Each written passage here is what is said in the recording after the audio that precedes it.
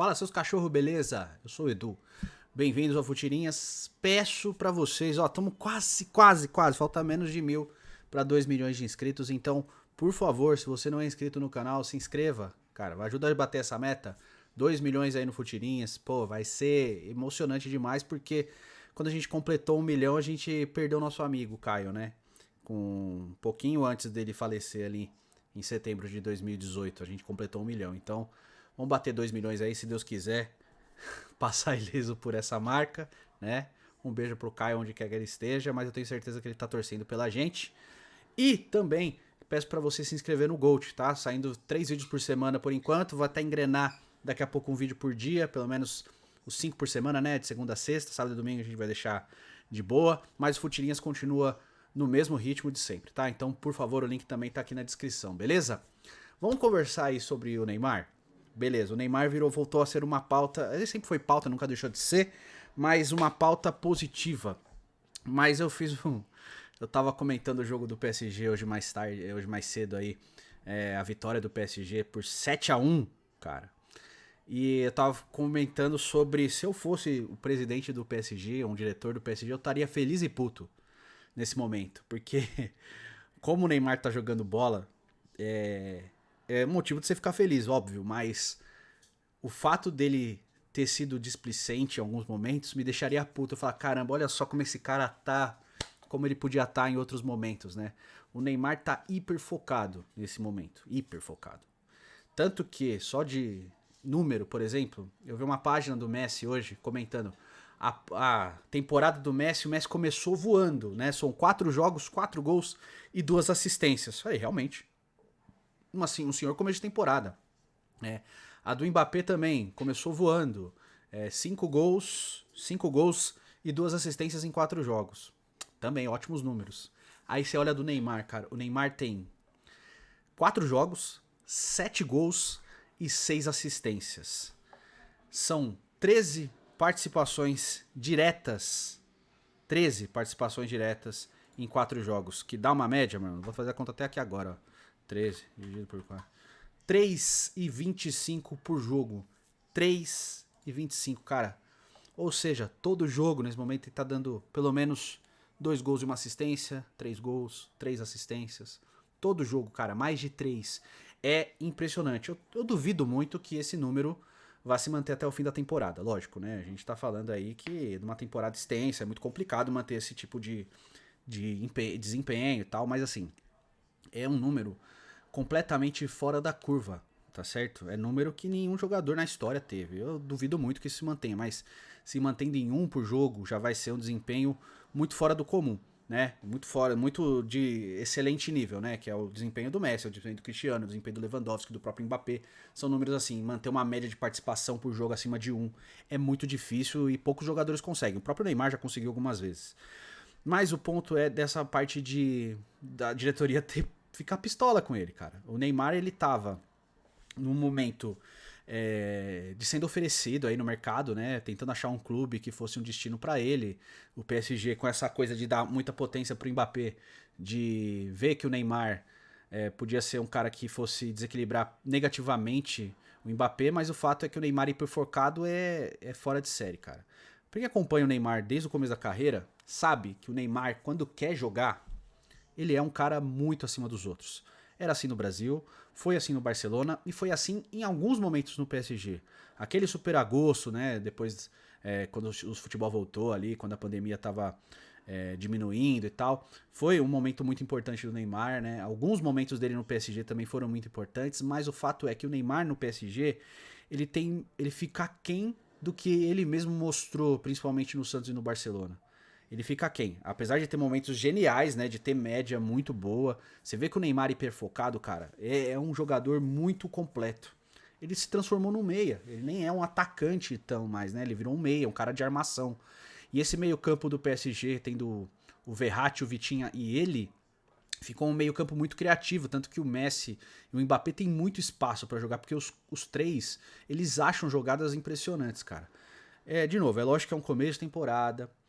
São 4 jogos apenas. É o campeonato francês, que é um campeonato de nível mais baixo que a Premier League, mais baixo que a La Liga, mais baixo que a Serie A da Itália, mais baixo que a Bundesliga, no geral, tá? Embora a Bundesliga tenha um time que também fique muito acima dos outros, que é o Bayern de Munique, que venceu de 7 nesse fim de semana também, né? O Mané fez 2 gols, mas mesmo assim, cara, é muito acima dos outros.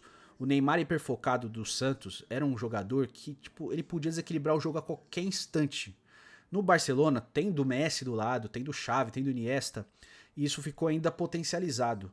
E no PSG, agora que ele tem o Messi e o Mbappé, se não tiver briga, meu irmão, vai ser muito difícil ter um cara tão num nível tão abissal quanto ele.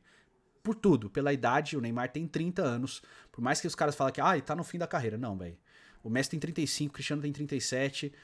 Esses caras com 30 anos eles estavam voando. Se o Neymar tiver hiperfocado, velho, ele vai estar voando. O ponto é o quanto o Neymar vai ficar focado em jogar bola em alto desempenho no nível europeu.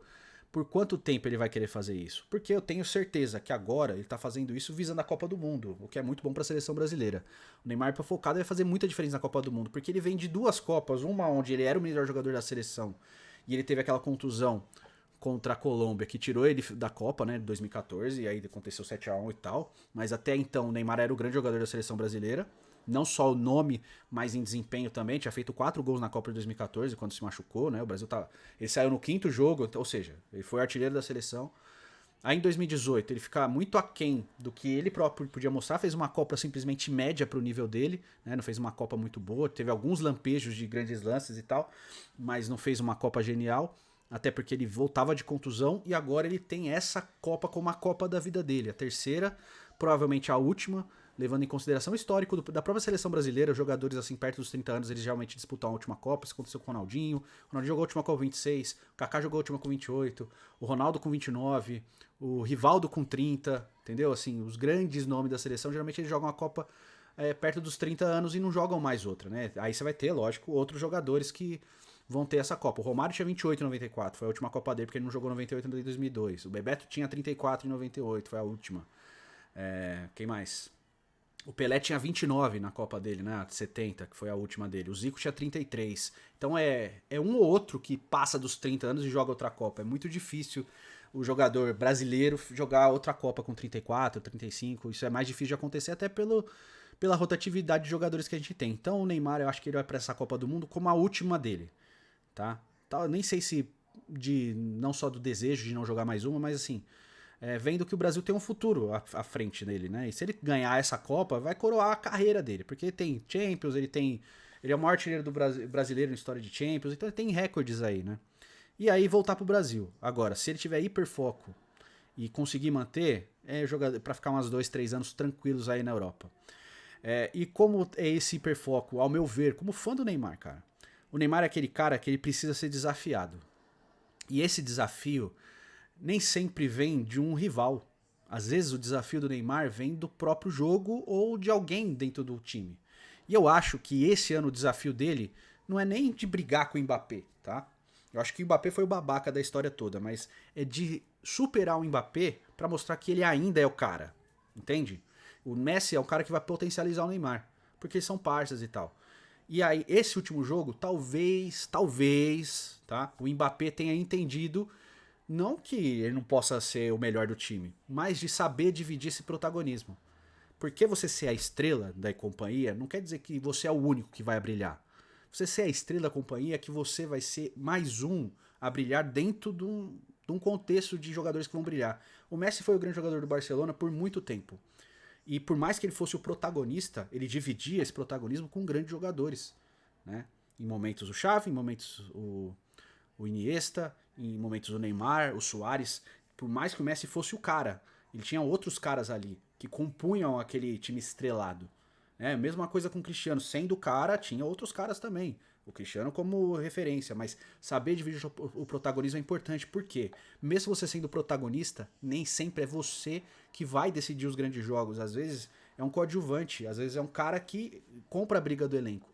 Então, pro grande protagonista, que hoje a gente tem que entender que é o Mbappé, cara.